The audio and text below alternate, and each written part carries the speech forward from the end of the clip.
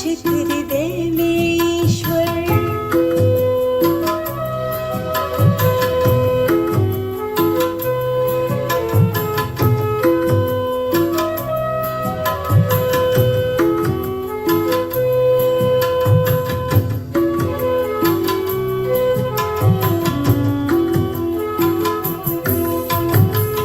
ज्ञानियों के शुद्ध मनों में, साधकों के चिंतनों में, ज्ञानियों के शुद्ध मनों में, साधकों के चिंतनों में, मेरी आस मेरे श्वास तुझ में ही समाए। साचा रूप साचा रंग मन में दिखाए, प्रकाशित हृदय में ईश्वर।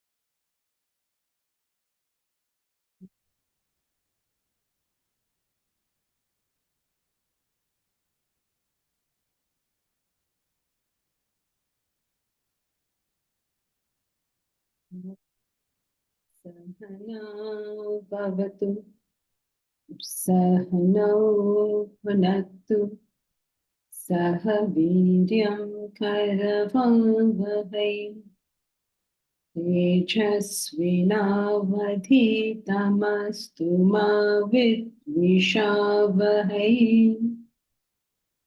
ॐ शान्ति शान्ति शान्ति।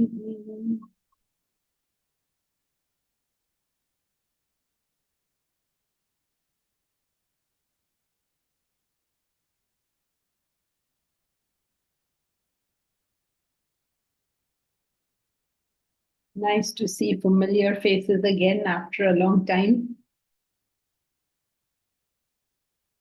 So you were having group discussions, I understand, for the last 3 weeks. During the process of those discussions, did you all come across any point that you would like to bring up, that you got confused, that you felt that, somebody was saying something different? Would you like to bring up any point to discuss? Hari Om Janki ji. So there was one question among our small group discussion. And the question was, what is Hatha Yoga as per Vedanta? And if any three yogas, karma, bhakti, and jnana, can lead to self-realization, then why not Hatha Yoga? So that's one that we couldn't come to an answer. Okay. So before we go to what is Hatha Yoga, let's understand the whole point of yoga itself. Yoga is a method or a means to reach the self. Now, what method or means can a human being employ? He only has a mind and intellect. He has nothing else. He has a body as well, but you can't walk to the self. So he has a mind and intellect, and okay, let's say he has a body. All right. So this is what he has with him, which he can use for enlightenment. Now, suppose he's very predominantly intellectual, then for him is the path of Jnana Yoga. If he's predominantly emotional, then for him is the path of Bhakti Yoga. If his mind and intellect is sort of equal, this transmutes or translates or becomes a third thing, which is he starts becoming very active. A person who's intellectual is just happy with analysis. A person who's emotional is happy with emotions. But one who's got head and heart equal, he's neither happy fully with analysis nor fully happy with emotions. So this combination converts to action. Now, when neither of these are very developed, neither the head nor the heart is very developed, you have to use hatha or force. Hatha literally means force. So in Hinduism, you will see some pretty horrendous rituals. In fact, we see it, there's a yatra that goes over here once a year where these people, they put hooks in their body in the back and they are picked up, or they walk on live coals, or really stuff you couldn't imagine doing. And so this is sort of like a forceful thing done on your body, so that either your mind or your intellect will wake up and say, why are you hurting me, mind? Or what's the point of all this hurt, intellect? Yeah, to my understanding, that Hatha Yoga was actually Ha means sun and Ta means moon, and that is your left and right side brain in Ida Pingala. And with Hatha Yoga breathing and postures, you actually bring both into basically balance, like you said, balance. So in that, again, that's right. And through that balance is where it then sharpens your intellect, which can lead to other three yogas. So and which is also like through Ashtanga yoga and No, Ashtanga yoga is different, Hatha yoga is different. Right? Ashtanga yoga, there are only 3 yogas, 4 yogas, let us say, and various saints have come about and made some combination of them. One kind of combination, maybe some you call Christianity, another kind of combination you call Islam, a third kind of combination you call Ashtanga yoga, Shaivism, Vaishnavism, whatever. All of these are nothing but the combinations, various type of combinations of these 4 yogas. But principally, there are only 4 ways you can do this: through your intellect, through your mind, through this combination. The balance is not, you're not creating balance. The person has, when we saying balance, is not balance in the way you're using the term. Balance in the sense his mind and intellect always work together. When such a situation exists, he will not be happy with either analysis or emotion. Only action will satisfy such a person. And there's a situation where neither mind and intellect. Now, this is, if you're predominantly one of them, then you will predominantly take that yoga. But all of us are like, have all 4. There are times when our intellect works, there are times when our mind works, there's time when they work together, and there's time when neither of them work. Sometimes that happens in philosophy class. Neither mind is working nor intellect is working. So phased out. Okay, so the pranayama that Krishna mentioned in Gita or Swami Vivekananda's Raj Yoga, that's a different 4th yoga, or it's also like it's for different combinations of these 4 yogas. Pranayam is literally the control of the pranas. Pranas are 5 physiological functions. Over a passage of time, and because of so much stuff going on, things have become quite different nowadays. Pranayam is not given as a methodology for spiritual growth. It's given as a methodology for control of pranas, because of which you have now got the time, energy to do something useful. It is, if you don't have the time and the energy, okay, you say, how am I going to control the physiological functions? By your behavior, obviously. If you're getting irritated all the time, your breathing will go wrong, your digestion will go wrong, excretion will get affected. So by consciously behaving in the right way, that's what it really boils down to. Today it's become like, oh, you're all agitated, sit down and breathe and you'll feel good. Yes, you may feel good. In certain conditions, it will make you feel good. It's like any instant pleasure. It's not doing you anything further than just cooling you down for the moment. Because I was reading the complete works of Swami Vivekananda, and it says from in there you have to go from gross to subtlest. And that's where the Raja Yoga or breathing or pranayama helps you to, as you said, calm your mind if it's agitated. I didn't say calm your mind. You are putting words in my mouth. It cannot calm your mind. It doesn't have the capacity to do that. It is pranayama. You're so full of what you heard that you're not registering that I'm saying something entirely different. You may disagree with this and you may feel that is correct, which is fine, but you must register that this is a different thing. All right, so pranayama means the control of the pranas. Pranas are the 5 physiological functions. And now everybody uses this terminology differently. I mean, different scriptures use it differently. We are settling it over here. I mean, we are fixing it in a particular meaning. Now, can breathing calm your mind? No. It is impossible for your breathing to calm your mind. Now, anybody in the class will tell you why is it not possible for your breath to calm your mind? But isn't it when somebody Let's answer this question. Okay, why is it not possible for the breath to calm the mind? Because the mind is subtler than the breath. Very good. So therefore, say the law. Gross cannot affect the subtle. Gross cannot affect the subtle.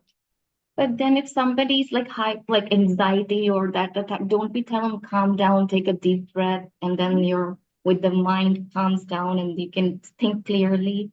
So in that sense, doesn't what is happening is the intellect is directing the mind. Say, okay, chill, take a chill pill, change your focus of attention from whatever is bothering you to your breath. The breath is not calming your mind. It is your change of focus from that problem to the breath which is calming the mind. And what is changing that focus is your intellect. It's like a child is crying and you say, see that crow. Is the crow calming that child down? You just change what that child is focusing on. It's a well, my finger is hurt, my finger is hurt. So see that crow. You start laughing. Exactly the same thing is happening at this level. So the prana has no capacity to calm the mind. The prana is grosser than the mind. We'll be violating one of the most basic laws by saying it.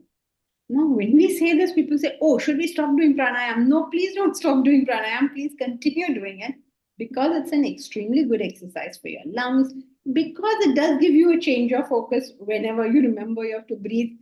Your mind, it's like, would you destroy the toy for the child, or would you say, no, the child is not allowed to look at the crow when it's crying? Would you ever say that? But you must understand what is the mechanism taking place over here. So we are not against pranayam. By no means are we against it. It's a wonderful exercise and should be done by everybody. In fact, for many people in COVID, that was the one thing that helped them. So these are wonderful things to do. But please understand the cause and effect relationships here. As a philosopher, you have to understand what is happening. Ma'am, I also have this question about the pranayam. Okay, fine. Go ahead. Nilufer has raised her hand. Nilufer, did you have something on this or a different issue? Yes, no, it was on this. Okay, go ahead. Okay, so a part of Ashtanga is Dharana, Dhyan, Samadhi. Is a part of Ashtanga Yoga. So the question, again, related to what you were asked is, can one reach the self through Ashtanga? Of course. Ashtanga You can. Of course. Yeah. Because Ashtanga is just a combination of the 4 yogas. At different points, they're asking you to do different things. And you have to do them. We also use part of it, right? We also say dharana, dhyana, samadhi. Correct. Concentration, meditation, realization. Okay, so then the whole question, I think, is dissolved. Thank you so much. Yes, Taruna? Janki, that point that it says gross cannot affect the subtle, but there's a text called Hatha Yoga Pradipika, and it says there's a one verse which says Chale Vate Chale Chitta, means when the breath moves, mind moves. So, and vice versa. So, by controlling the breath, you can control the mind. So, can you throw some light on this? It is only stating the law that sometimes none of us are aware that our mind is moving. But it's easier to be aware that your breath is moving, that your breath has gone fast. Sometimes people don't know they're angry, but at least they can see they're breathing fast. So they are saying, Chale, what is it? If you're, Vate, chale, chale, yeah, chale chittam. yes, so at least notice your breath. If you're saying, I'm not angry, you can notice your breath. So your breath is gone weird, that means your mind is gone off. Right. Thank you. Thank you, Ji. The second part is what you said One that second, I'll just come to you. it's Vidushi, relating to Vidushi's point. relating to Vidushi's point, she hasn't. No, sorry, Taruna's, what Taruna said. Okay, go ahead. Yeah, sorry. No, but I think she also said that by controlling your breath, you can control your mind. So it's what you said is understandable from the first part, that the breath is an indicator of the state of the mind. But the second part of what she said was that by controlling the breath, you can control the mind. That is gross against subtle then. Yes, that will go directly against the law. But isn't that what the shloka also said? No, no. It says, Chale.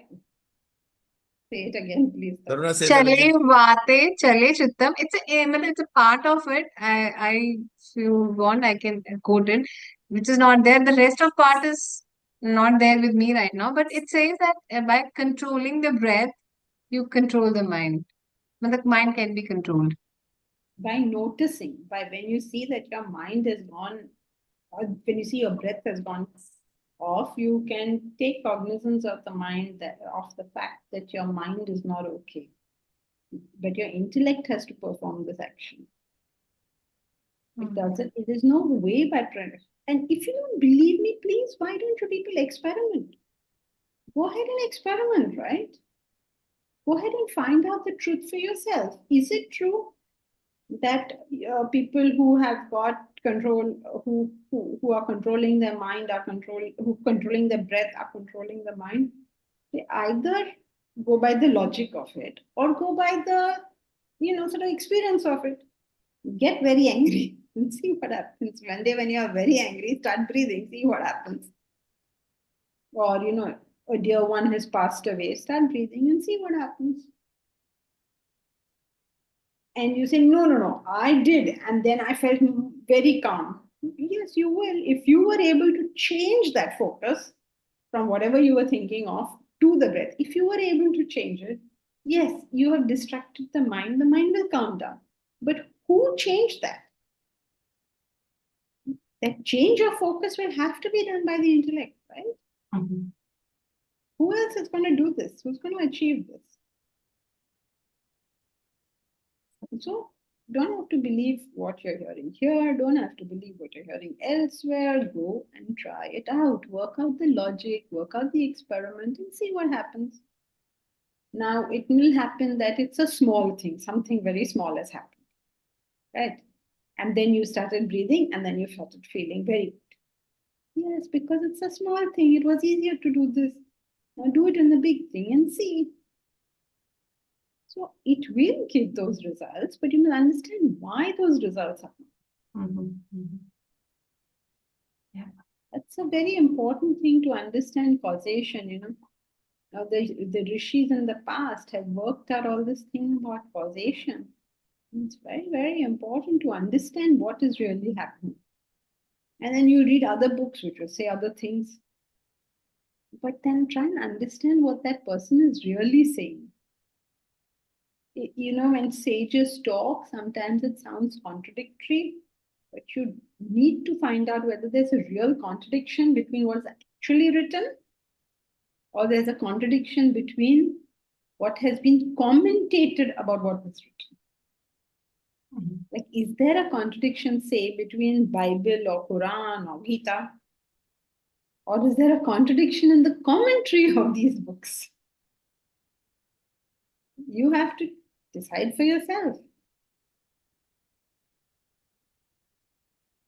Vidushi?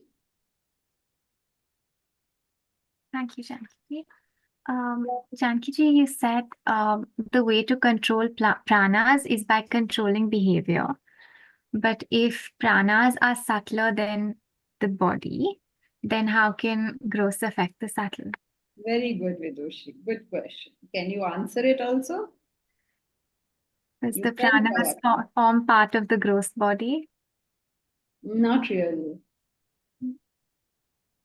Yes, I mean, you could say that, but that doesn't really answer the question because some of it forms part of the mind. So you're not really answering the question.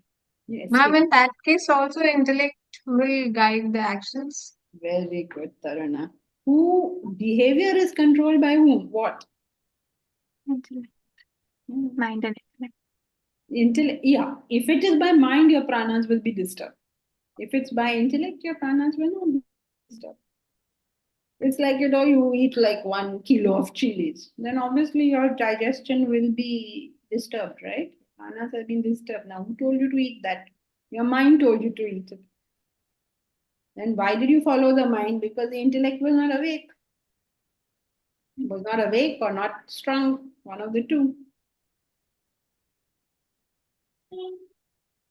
Thank you, Janki ji. Okay, everyone, this is done. Anybody else? Can the last question be repeated, please? Sorry, I didn't catch all of it. Yeah, Vidushi, can you repeat? The question was if the way to control pranas is by controlling behavior, how can growth affect subtle when pranas are subtler than action, than the body? Thanks so much.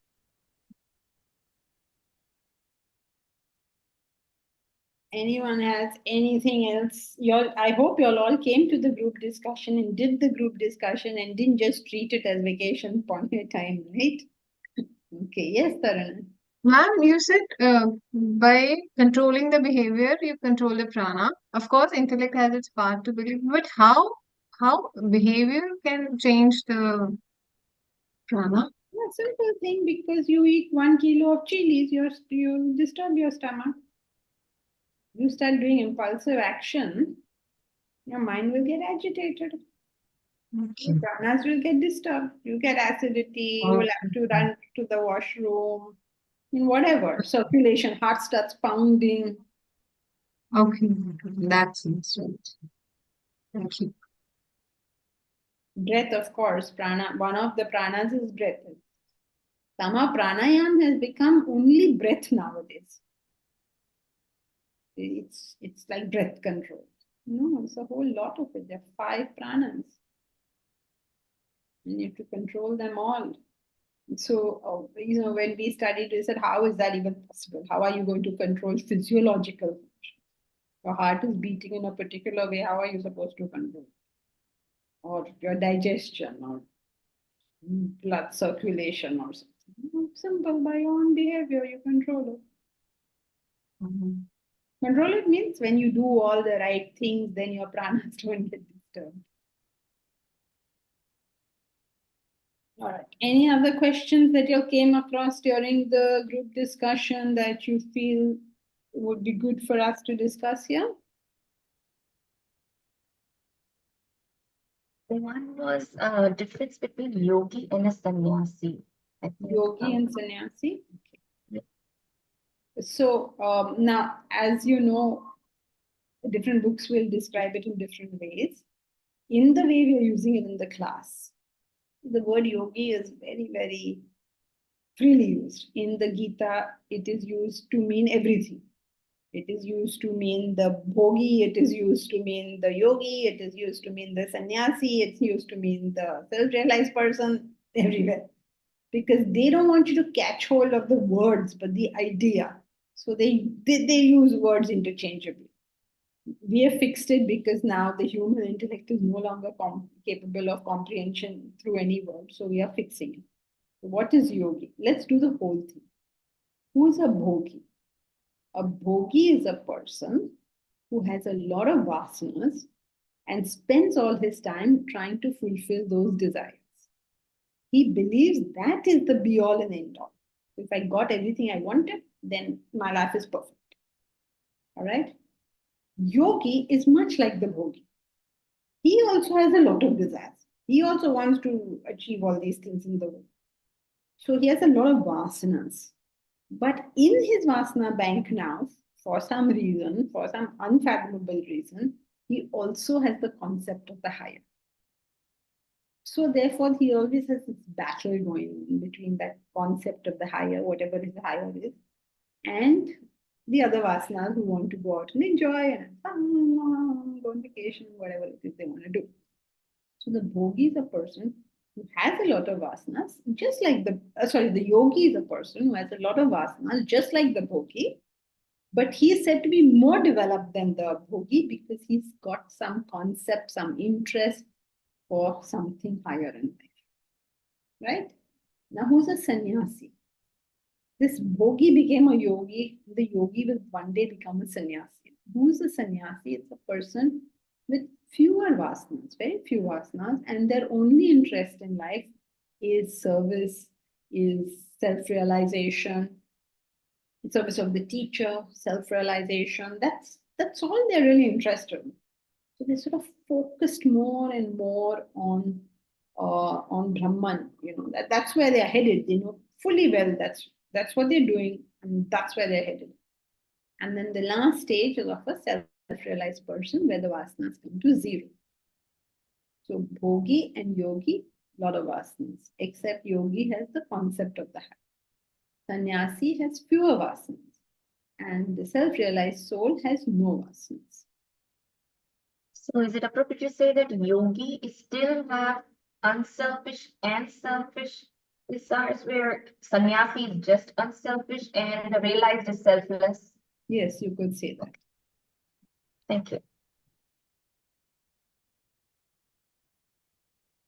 I would like to ask a question too. And in the last session, we came across 1 second, Maria, maybe let us just do Hitesh, who had raised his hand some time ago.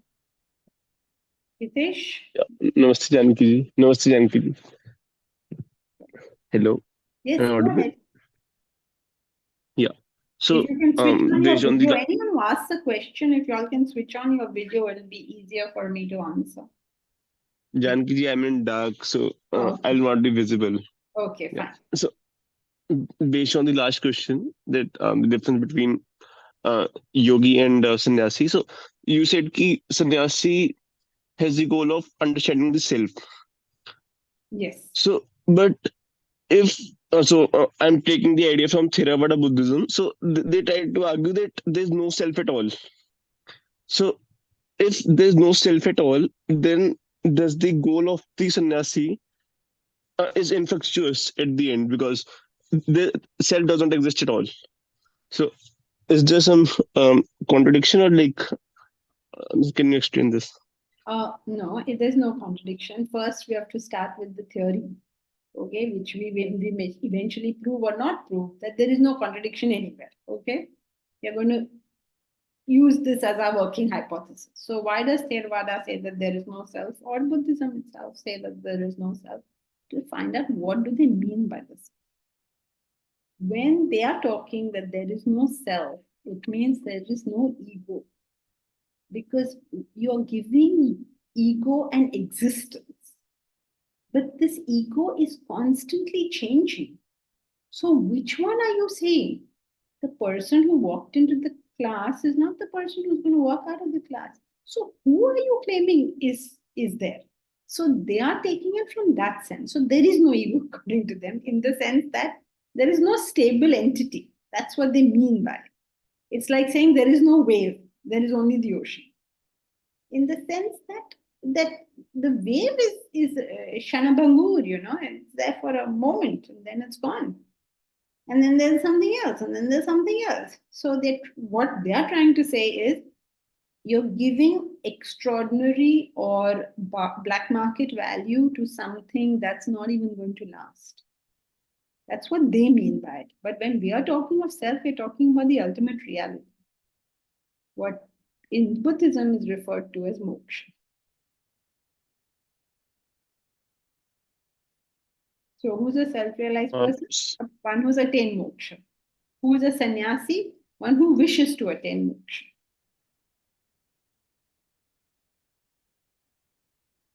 In using so, that language. Janki, Hmm. yeah.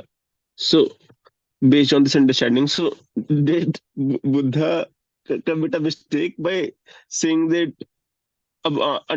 saying that self is ego? So the division between the Vedanta philosophy and Buddhism, I think primarily arises because Buddha understood that Atman to be the self, which is ego. So this did this understanding create the schism which we had seen that No, between not the at all. If you accept that Buddha is a self-realized soul, then he just used his particular language to express, just as Jesus or Muhammad or anybody else. Everybody you expresses the idea in a certain way, na? So the way he was expressing, the way he was using his words, what he was saying is correct. We are not. Why would we say he's wrong? He's supposed to be a self-realized soul. So how can he be wrong? no, I'm saying his understanding of Atman was that No, the individual is egoistic, that Atman is ego for him.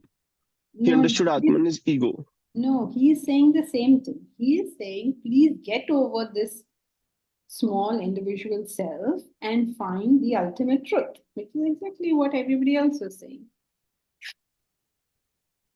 Oh, okay, okay, okay, thanks. Yeah, Mari.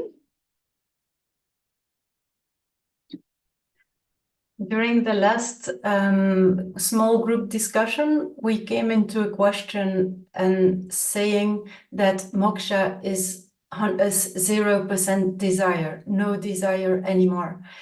And then I had a little bit of feeling like, don't we need to make a difference between the desires? Because you have, like we said before, physiological desires, needs, which for me are like no real desires. That's something you cannot get rid of. I mean, if I'm craving for hunger and there is nothing in my stomach anymore, the desire for food is normal. If my bladder is full, the desire to go to the bathroom is normal. So it felt like, how can we then come to a 0% desire?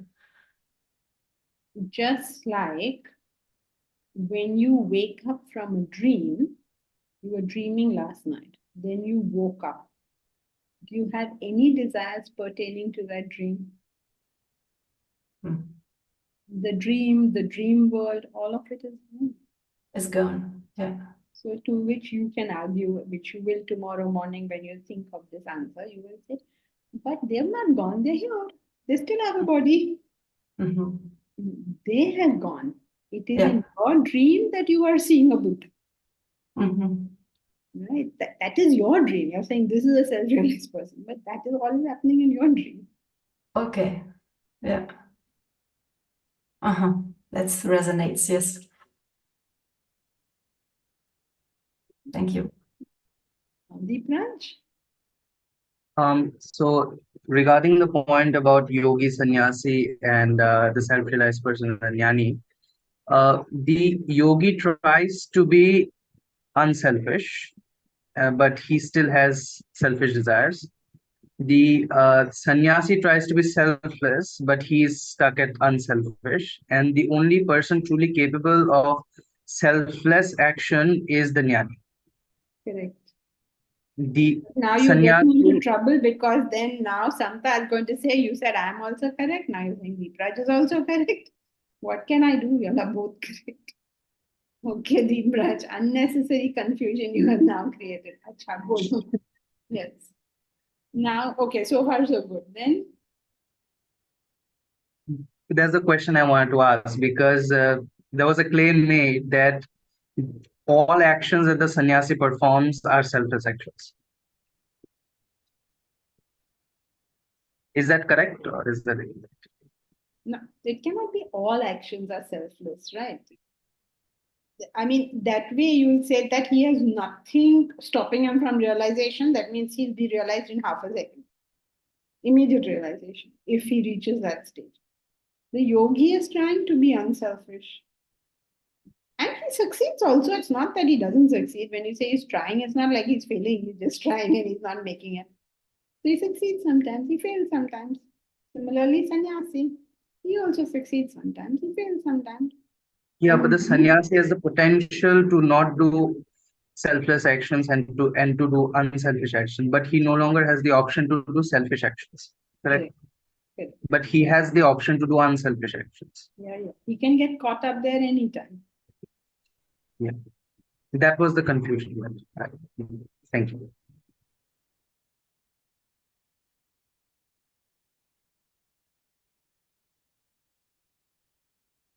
And Janki ji, to Marie's question, the confusion I had when you said they are gone, but they are in your dream. So the physical body of the realized say Buddha while he's still living. So what Marie said, his need of he's still eating the food or he's still going, others. So then, but we know the personality, the ego of Buddha is gone.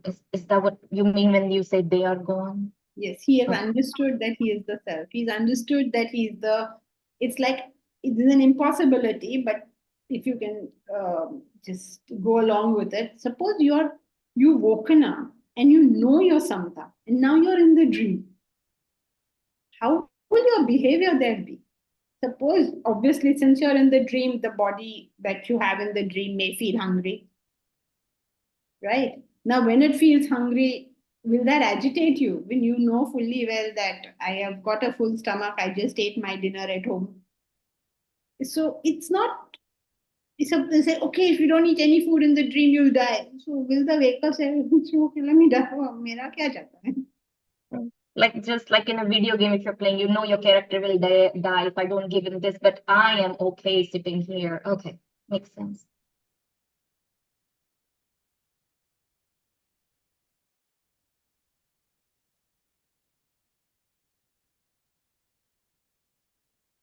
Yes, Deepraj. This is a separate question. So we were discussing about the uh, spiritually developed person. Say somebody has developed from physical desires to emotional desires. Now he has mostly spiritual desires and intellectual desires. He's at that band. Will he have a preference at the physical level? Say, for example, he will prefer dal over bharta. Yes, he will have a preference.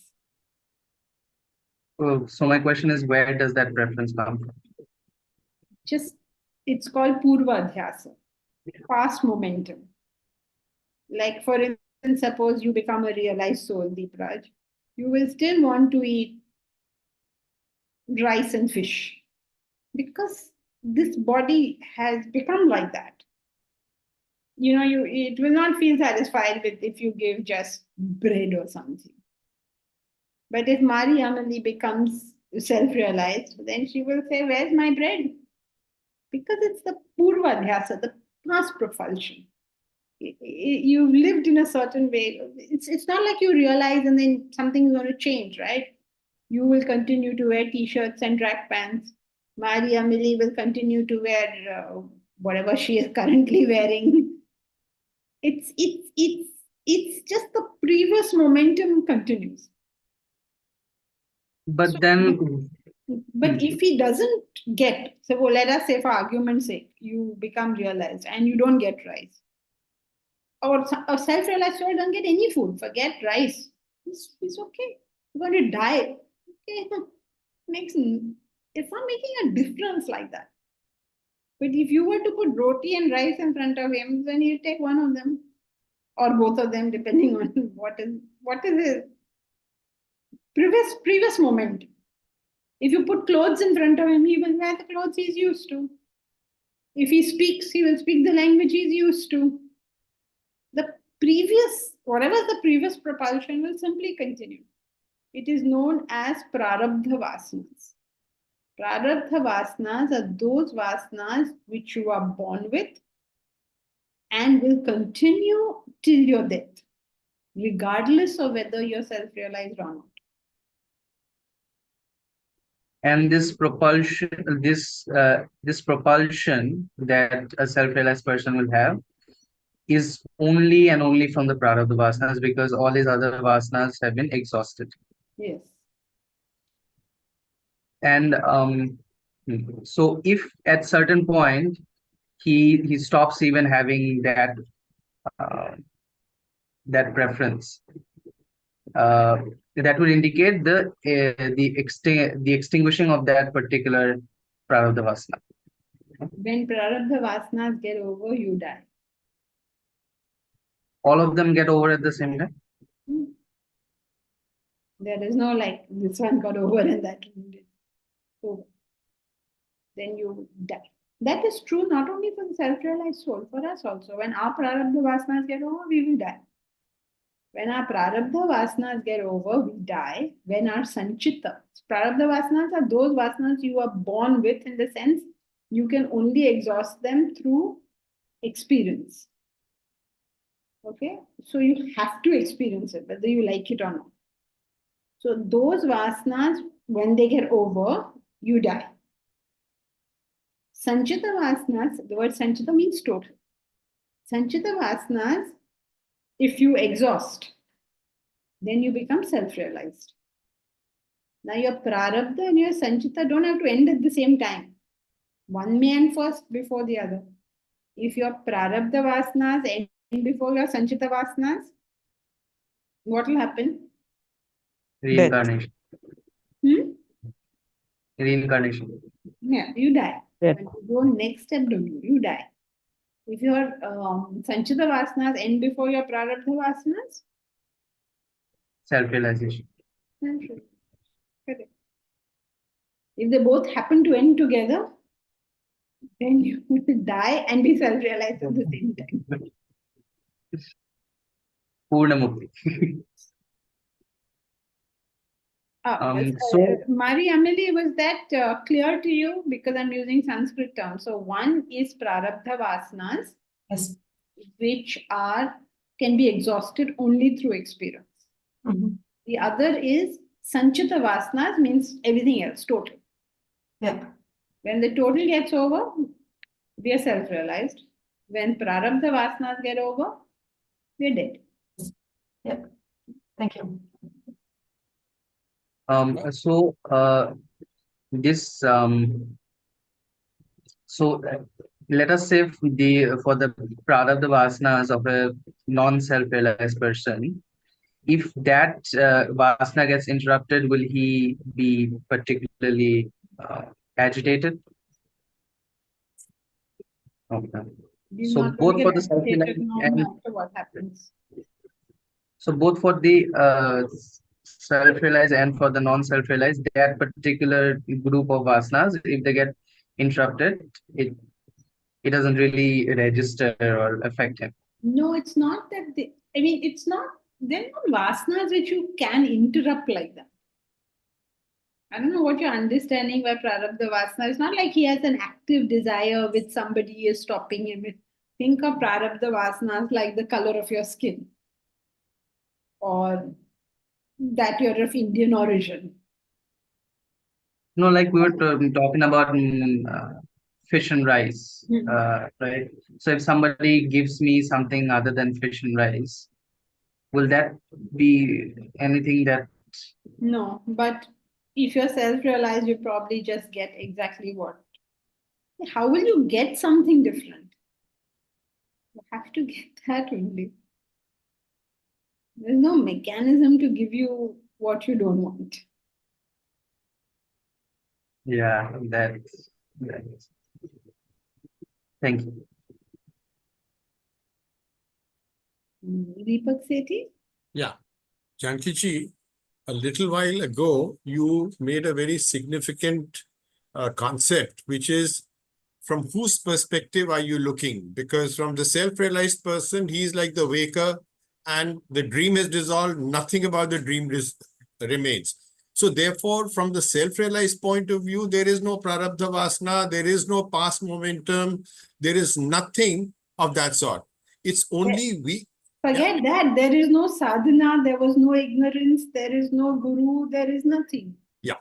Now, the comments that we are making in trying to construct the narrative is from the point of view from the dream world, which is our waking world, which is what we are trying to hypothesize that if he dies, meaning, sorry, when Sanchit Vasanas are gone, then if he's living, would he have some results? And so this is all a construct and a narrative from the point of view of the waking worlds completing the narrative. From the self-realized person, there is nothing. I mean, say it is everything or there is nothing. And there was never anything to begin with. Correct. There was nothing now or before or later. In fact, there is no now or before or later. Yeah. So all this is really the construct of us waking people so that we can have something tangible to go with, which kind of does not militate with any, meaning everything is internally consistent. That's right. Thank you. Now, the problem with this is that it cannot be 100% internally consistent because it's wrong to begin with. So therefore, you will find internal contradictions as well when we talk about that. Sorry, say that again and explain that again, please.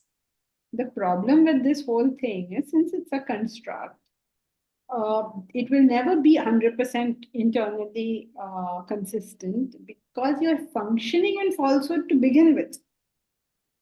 Sorry, your functioning is? You're functioning in falsehood. Functioning is falsehood. Yeah, okay. Yeah, you're functioning in falsehood. Yeah, yeah. You don't have access to the truth. So you're just making what you're calling construct. Yeah. You have to go beyond it all. That's why Vedanta does not encourage discussions on the self. And Hitesh, Buddha took that to a very large degree because he said, I will not talk about it at all. He refused to answer any question.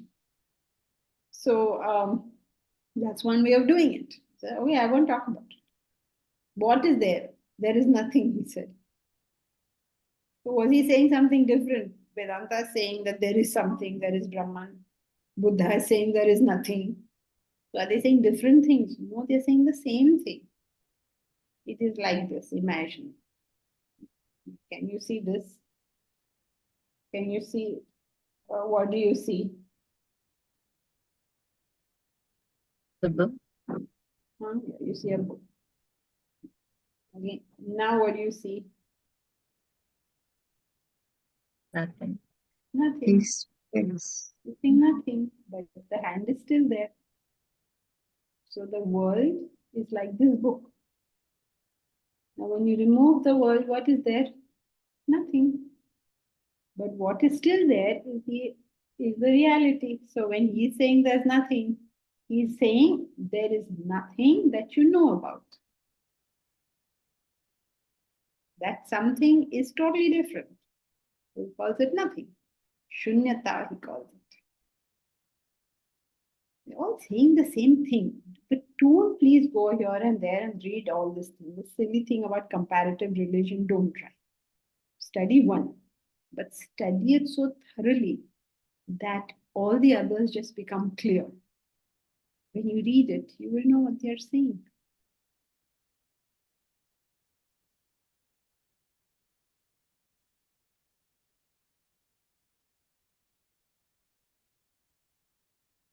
Okay. So shall we continue? Anyone else? Anyone has anything?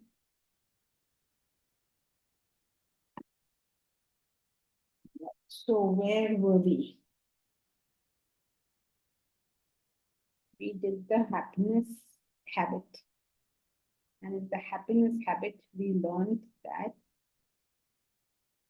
it's just creating a habit. That's it. Just like you created a habit of sorrow, you can create a habit of happiness.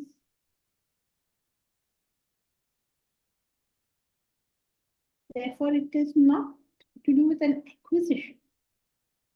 You can be happy in any circumstance and you can be unhappy in any circumstance. And we have to get that idea. there is nothing in the world that should I get it, I am guaranteed that I'm going to be happy. There's no such thing. When you guarantee that if you had a husband, you'll be very happy. If you had a child, you'll be very happy. You have wealth, you'll be very happy. If you had health, you'll be very happy. All the people who think health is so important are the people who don't have it. Those who have health, they think wealth is very important. So they will spend their health to get their wealth. Then they will spend their wealth to get back their health. And this is what people keep doing. Their life will go on this. So it's an interesting thing when you think about it. What is that thing? Every woman who doesn't have a child believes that had I had a child, I would have been very happy. But what about the woman who has the child? Is she very happy? No, now she says, if I only had a grandchild, I'd be very happy. Everybody has something. So there is not a single acquisition. Therefore, you have to create the habit of happiness. Now, what is this habit of happiness? How do you do it? You understand it, you get it by understanding some realities of life. You understand some facts of life. And if you just understand these facts of life, you'll be a happy person. There's nothing to it. Then we started the topic of dependent and independent happiness. Many of us believe that if I didn't have X or Y or Z, I would be entirely miserable. And not only I believe it, this is my experience. It is my experience that when I do not have it, I am miserable. This is a loop from which there is no escape. Okay, it's simple, right? There is an alcoholic. He thinks if I don't have alcohol, I'm going to be miserable. If you take the alcohol away from him, what will he feel? Miserable. He'll feel miserable. So he is convinced, both in theory as well in experience, that as long as I don't have alcohol, I'm going to be miserable. If you are not an alcoholic, you will say that, what is the cause of the misery? Your addiction. The alcohol is the cause of your misery. The non-alcoholic will say that. What will the alcoholic say? He'll say, no, the absence of alcohol is the cause of my misery. Right? Now, can you explain this to the alcoholic? Alcoholic will say, you're talking nonsense. I know that when I don't drink alcohol, I'm going to be miserable. Exactly how we say it. If I don't have X, I will be miserable. If I don't have it, I really am miserable. And yet, both our logic as well as our experimentation is wrong. Now, each one has found for himself some specific thing in this world, which he says, if that is not there, I'm miserable. My wife is not there, my husband is not there, my money is not there, my house is not there, whatever, my reputation is not there, my health is not there, my child is not there, something we have. And genuinely, if we don't have it, we are miserable. Now, what exactly is happening? That's what dependent and independent happiness is talking about. How do we create this misery? We have something known as indiscriminate thought. What is indiscriminate thought? My mind is simply going somewhere. When my mind goes by itself somewhere, it creates a very powerful need within myself to have that thing. And if I don't have it, I'm going to be miserable. This is difficult to understand when I'm saying thought goes somewhere and I don't get it. But let's go back to the alcoholic. The alcoholic has created a strong urge in himself to have alcohol. If you deny him that alcohol, he'll be miserable. This we all understand. We don't understand the same thing at the mental level. The mind has created a very strong urge to have something. And if we don't have it, we're going to be miserable just like that alcohol. So physically, it's easy to understand. Mentally, we struggle. Now just think about this. How did that alcoholic create such a strong urge to have alcohol? Some people say, oh, he had a miserable life, so he drank. Is that really so? And the rest of us are what? Very happy or what? We didn't have miseries in our life. Where did that urge for alcohol come from? It came from just repeated contact with something. He had that alcohol and unfortunately felt nice. His misery seemed to disappear. So he said, the solution to my problems is more alcohol. He didn't realize he's creating more problems. Exactly like that. So I feel a void and emptiness. My mind goes to things of the world. I have to get that thing. If I get that thing, I'll feel fine. If I don't get that thing, I'm going to be miserable. And genuinely, that's what happens. If you get it, you feel fine. And if you lose it, you feel miserable. And you say, I'm on the right track. No, you're on the wrong track. Just like the alcohol. But that's why it's impossible to convey Vedanta. Just impossible. It's as difficult as telling the alcoholic that alcohol is the cause of your problem. You say, no, that's the solution to my problems. There is no communication. So what is independent happiness? What is dependent happiness? That I, through my indiscriminate thought, created the need for something or the other. And now only if I have that thing, I'm going to feel. If I don't have that thing, I am going to feel miserable. So when you do tapas, when you have discipline, you come to the retreats, you will be denied things that you're used to. And you will feel terrible.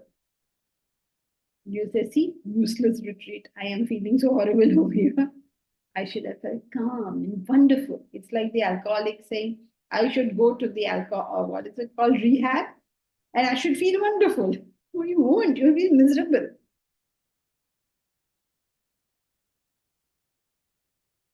When you feel miserable, you run. It will happen in class also. As long as the class makes us feel nice, we'll stay. If it makes us feel miserable or bored, we will go away. 40 years now have gone saying this. How many people have come and how many people have gone? What do you say? And why do they leave? It's very simple. They come with some problem. They attend class. That problem goes away. Now they feel fine. They do not realize they're not cured as yet. You have to continue the treatment. It's like you went to the center, you got some medicine, you felt fine, and you went off outside. No, you can't do that. You have to stay there longer until you become independent. You can be at your most peaceful, no matter what the circumstances. That is where you have to get. And if that's where you have to get, that is self-realization. Now, don't say that, no, that means I'm self-realized because I feel peaceful in all circumstances.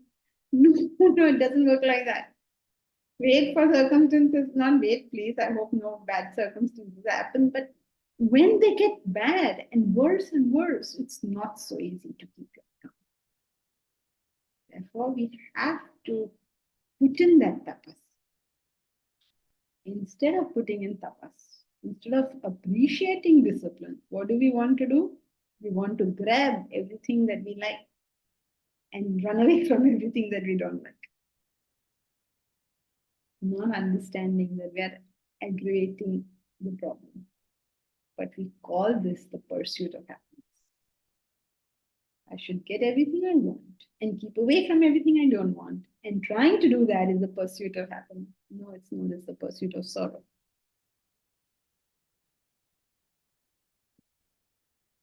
But can you tell anyone that impossible trying to explain that to anyone? So if you are allowed to take whatever you want, then that's a good place to be. If you're not allowed to take what you want, then that's a bad place to be. Not that I'm suggesting that you should take all the things you don't like and run away from all the things that you do like. I mean, obviously that's not the point. But the dependence. If things are not going the way we like, can we just take it in our stride? It is impossible that things will always be the way it can be done. So, happiness is not the feature of any object, it's a subjective feeling. We won't continue with the text because we're almost at the end, but we'll continue next time. Okay.